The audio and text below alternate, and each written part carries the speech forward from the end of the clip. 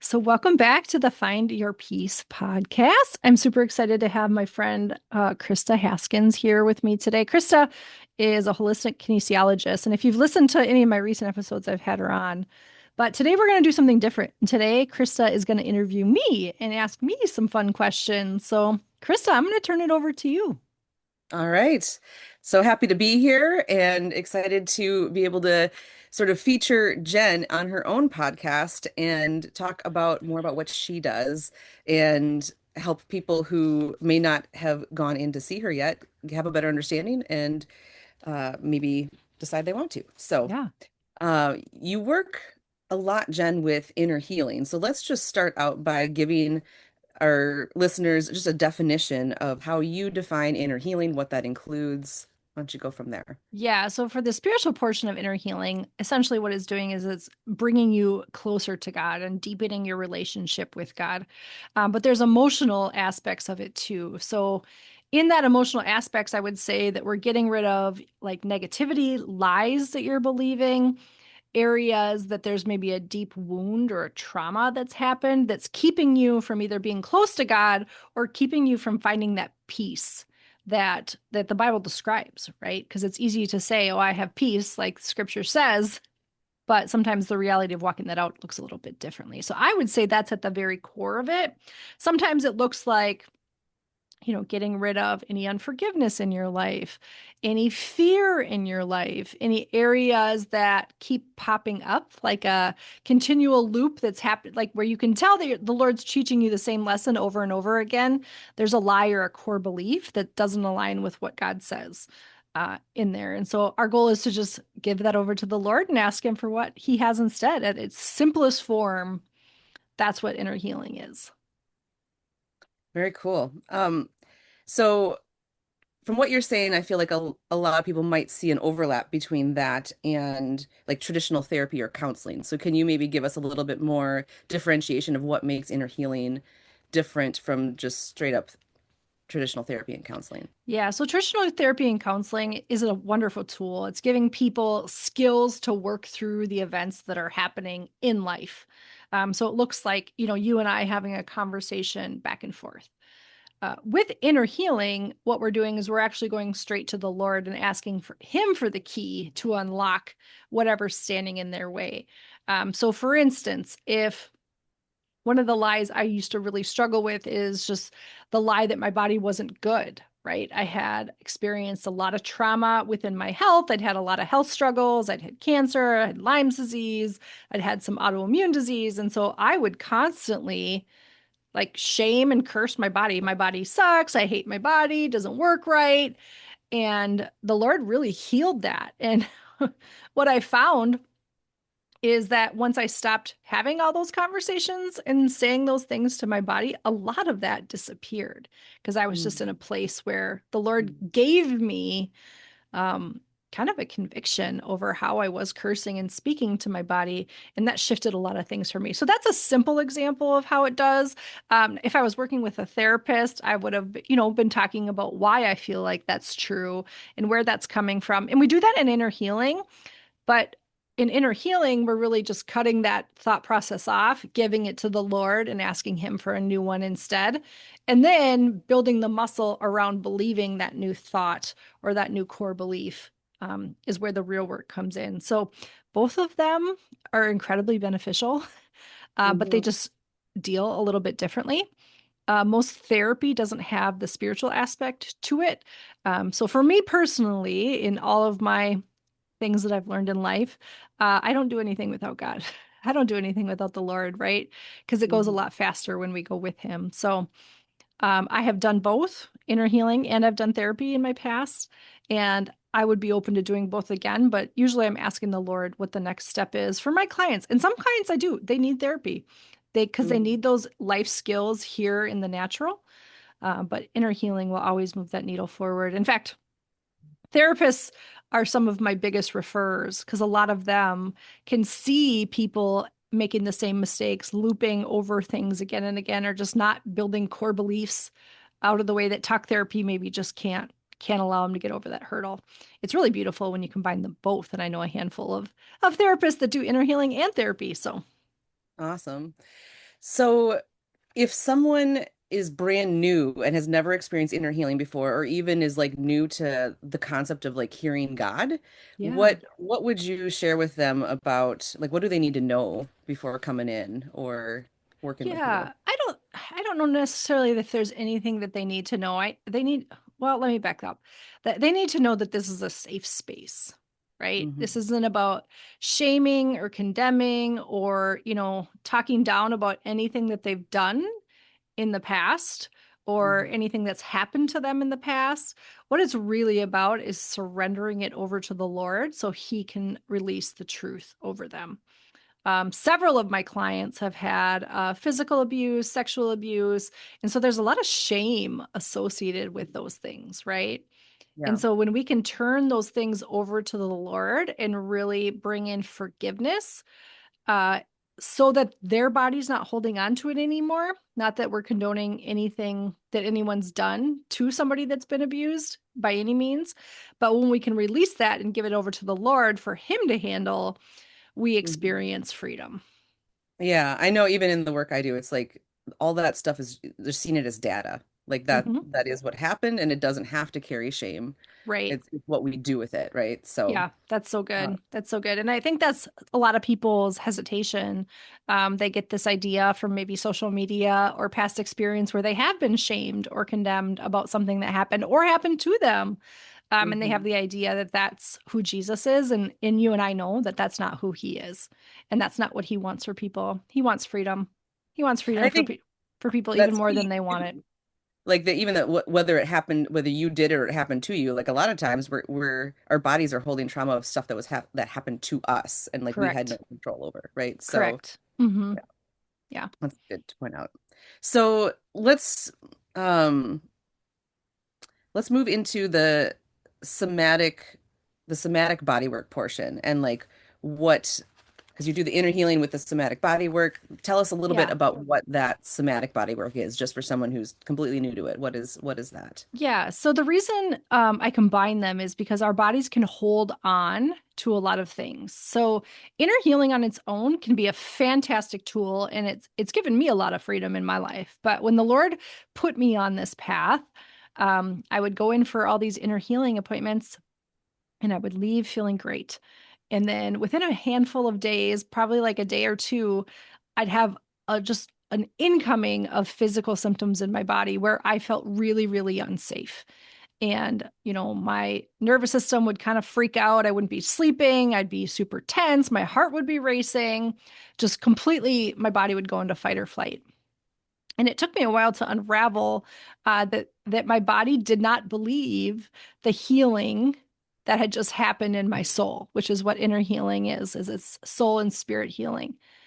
And so the Lord just started to unravel to me that when we've had physical, sexual abuse, even just prolonged emotional abuse, chronic stress, we can hold on to that in the physiology of our body. And so we can do all the inner healing we want. We can do all the talk therapy or counseling that we want. But sometimes, if the body's not being addressed, the body's just going to pull you right back out of that space of healing. And so, including the body and allowing the body to emote and feel the things it needs to feel and release that excess energy or that surge of energy that can happen when we Hmm. access those previous emotions or wounds or lies that are going on. When we allow a release to come into play, then the body can actually settle and regulate the way that God designed us to. But what happens when we've had trauma is that adrenaline and cortisol, which are just hormones within our body's flooded with those. And those are great tools if we're being chased by a bear or we need to lift a car off somebody. Fantastic tools. But if we're in a state where our body didn't have a release, let's say maybe somebody's pinned down and physically abused or sexually abused, all that adrenaline and cortisol is still flooding the body.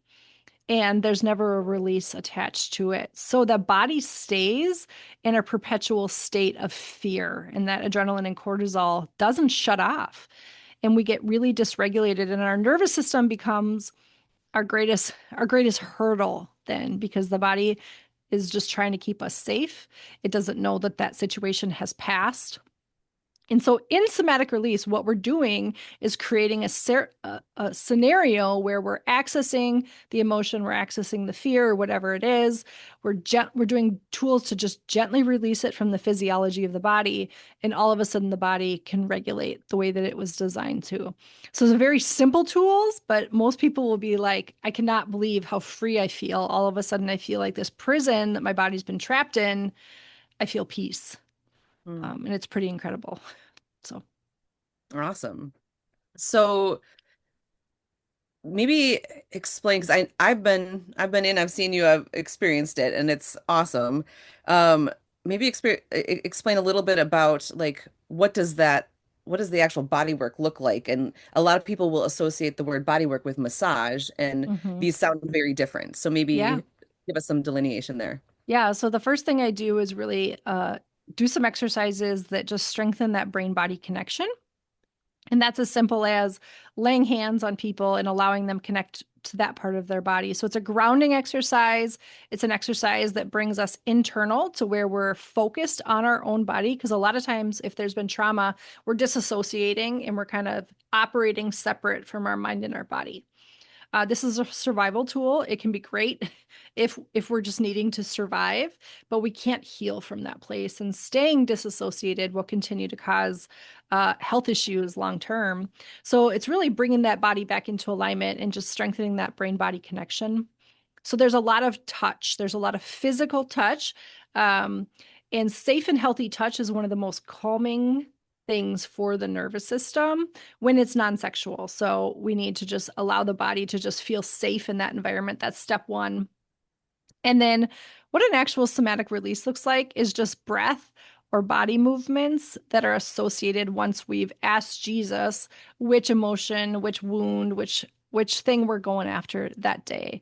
If you think about in therapy, people will try to access a flashback or something like that, and they're having a visceral reaction. They're shaking, their bodies, they're crying, they're doing whatever. And when we add the somatic movements, which are just very simple movements, to Hmm. that process, the body can release that excess adrenaline and cortisol and come back to what we call homeostasis, which is just regulation. Your body feels peace. So Hmm. they're highly tactical appointments. I have my hands on the client almost the entire time so that their nervous system is feeling safe. And then we just follow the Lord's lead, whether it's somatic breath, somatic movement. Sometimes that looks like shaking, sometimes it looks like crying, just creating a space for that emotion to work its way through, for that wound to work its way through, which is really hard to do on your own, right? If Hmm. anybody's have any amount of trauma, chronic stress, lies that they're believing, it's very hard to just invite that place, yourself to go back to that place where that emotion feels very, very real. But when we can Hmm. add the somatic movements to it, it actually comes to the surface and we release it and we're free from it versus shoving it back down. And then it just lives in our body like a ping pong ball, right? Like just keeps wreaking havoc all over the place. So, Yeah. Yeah. So you're mentioning a lot of safe touch, yes. which sounds great.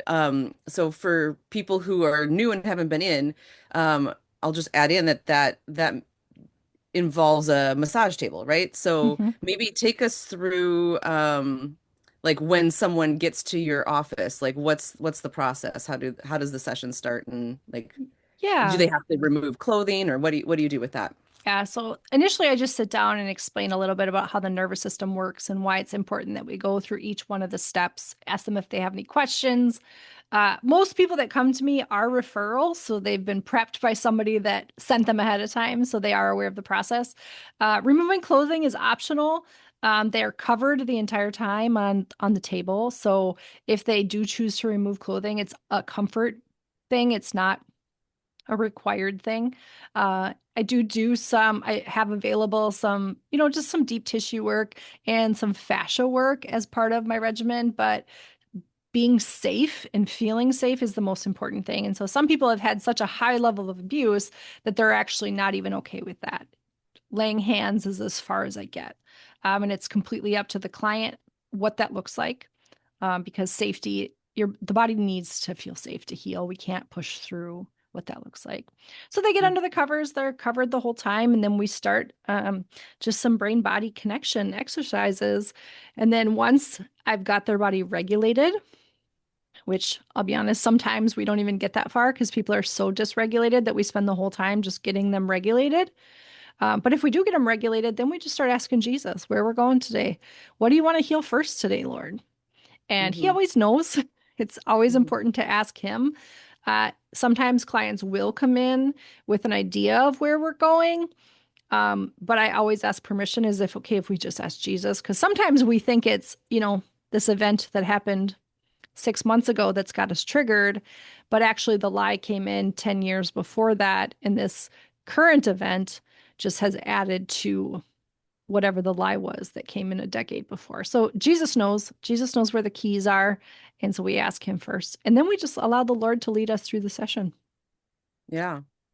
Yeah. So the word body work is out there a lot. I feel like somatic is out there, seeing it on social media. Um, my understanding is that there are people who offer just body work and somatic work on their own that's like separate from inner healing. Sure. Is that the case? Do you feel like there is benefit just from that, or do you want to talk to that difference when you add the inner healing component with it? Yeah, I don't think there's anything wrong with just doing body work, like having a massage on your own. Like self-care is really important in this day and age, and just taking care of our bodies. The difference between adding the inner healing portion is that we get to access the point of where the wound or lie came in. And if my whole body is locked up and braced and tense because I'm dysregulated, I might go in for a massage and spend 60 minutes getting a healthy touch and feeling okay while I'm getting the massage. But in my experience, the minute I got off the table, I would return to that state of being totally locked up and braced, right? Mm-hmm. With inner healing involved, we can ask the Lord what the root cause of that lockup is. And it's usually an emotional wound or a physical wound that's created a scenario where the nervous system is feeling unsafe.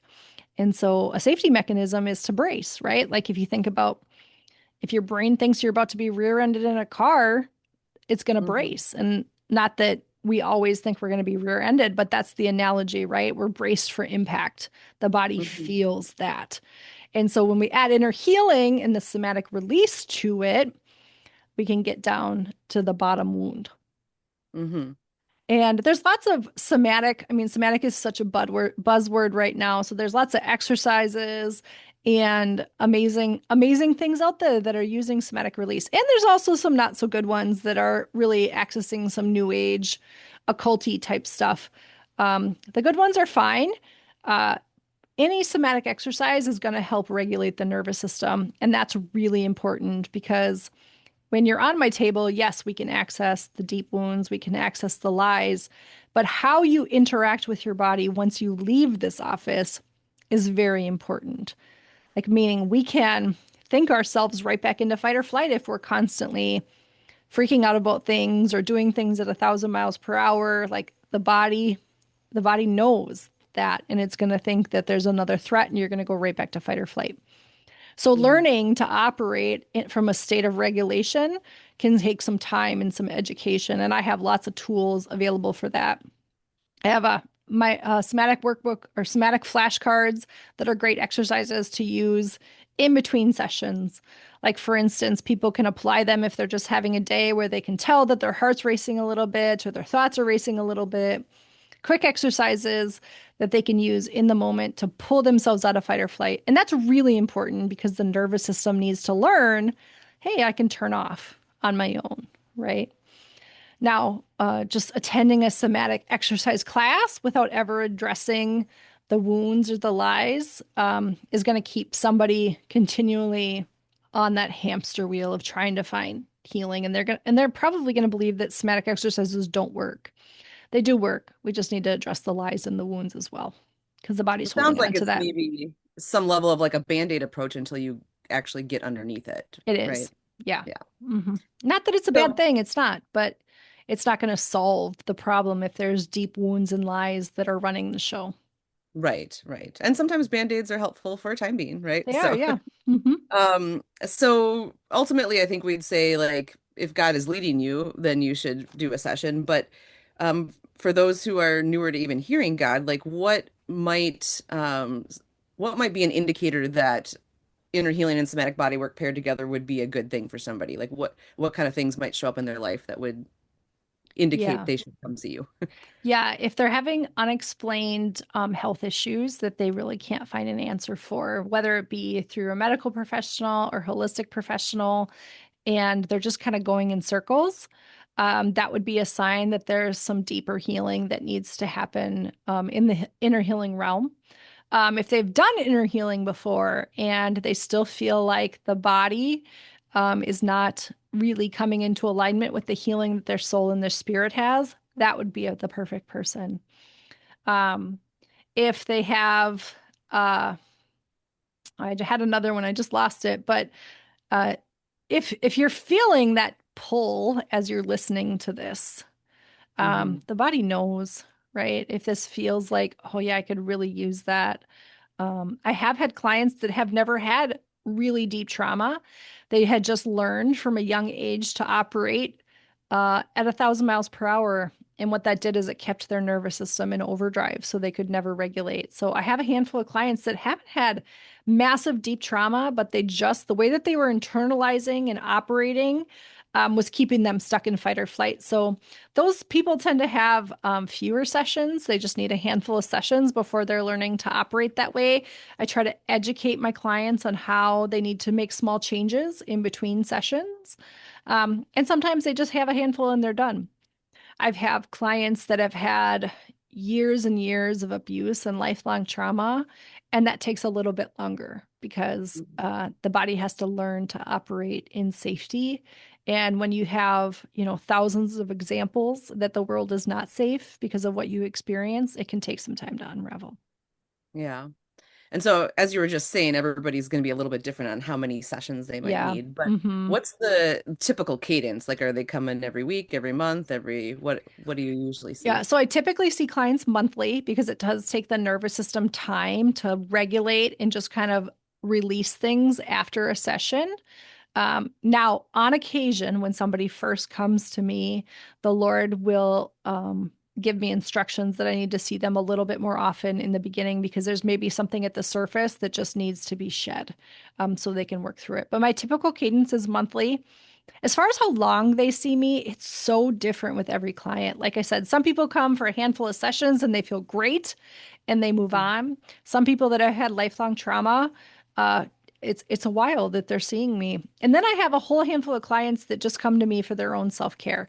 Most of them are therapists. I have a long list on my client roster of people that are therapists themselves, and they're coming to get their own self-care because they're constantly pouring out and they Mhm. understand how important combining the inner healing with the body is really, really important. And at that point, we're doing less inner healing and we're doing more just pouring in nourishing their nervous system. So it looks different for everyone. And like I have a client that's been with me almost 6 years since I first opened because she likes the self care, she likes the accountability. For her, it's really turned in more of a coaching program than it has deep inner healing. We're not doing a ton of deep inner healing anymore unless she gets triggered. But she's had some really, really big life events going on throughout that 6 years. And so I've just been that place of support for her. So I meet clients where they're at when they're ready to move on. I bless them to go. And if they want to continue to stay, I always give them an indication when I think that they're ready to stop coming monthly. Some of them just want to keep coming monthly. So, Yeah. So, can you maybe share a testimony or two of clients you've worked with who have experienced breakthrough in the inner healing and somatic bodywork realm? yeah, the first one I want to share, I have a client that had struggled with um, binge eating her entire life. She's in her 50s and her entire life just binge eating. Every time she tried to make healthier changes, she would find herself actually getting worse at the binging, right? Mm, And so she tried every, macro eating program, like buying a healthy eating plan. She's spent thousands over the years on different plans, and it always came back to she couldn't control that binge eating. And so when she came to me and we asked the Lord what the root was really simple. She had been told as a child that she was fat and by the school nurse, and her mom controlled everything that she ate from age 10 to 18. She was given 1 cup of rice at a table where the rest of her family was eating a normal, healthy meal. Mm, So she had to steal food to survive. Like literally to survive, she had to steal and hide food. And so as soon as we got rid of some of those wounds and those lies associated with it, it was like all of a sudden her body knew how mm, to nourish it correctly. And she didn't have that internal struggle every time she tried to change up a healthy diet. And I think she lost like 40 pounds in a year without really even trying because she just had that simple mindset shift. So that one was really incredible. I have yeah. another client that had experienced a traumatic event that had left her with tachycardia, which is just a racing heart. And she'd had some medical complications from that and had tried a number of things. She tried therapy, she had tried regular inner healing. And then she attended one of my classes where I was talking about how the nervous system was involved. And hers has been a slow healing. She says she's about 80% healed because she's just undone some of the lies and things around it, but she hasn't had a full healing yet. So she's still coming back, but she's like, I'm so much better than I was. And I realize Mhm. how much of my internalization and my thought process was contributing to that problem. And so there's been a lot Mhm. of unlearning Yeah. that's happened in that process. And then I had another client who already kind of touched on like she'd never had a lot of huge tragic traumas in her life. She just had learned from a young age that she had to operate and perform and strive, and it was about perfection. And so we broke off some of those lies, got her body regulated. She also was one of those people that operated at 1,000 miles per hour all of the time. And Mm, so teaching her body and her soul to really slow down and soften has been completely life changing for her. And she's just unlearned some of those things that just kept her driving and pushing and feeling like she always had to be perfect and perform in the light that if when you don't perform perfectly, you're a failure, which I think so many people struggle with and don't realize that can be a driving force to keep you dysregulated. so good. Yeah. Yeah. Good thing to be aware of, right? Yeah. Mm-hmm.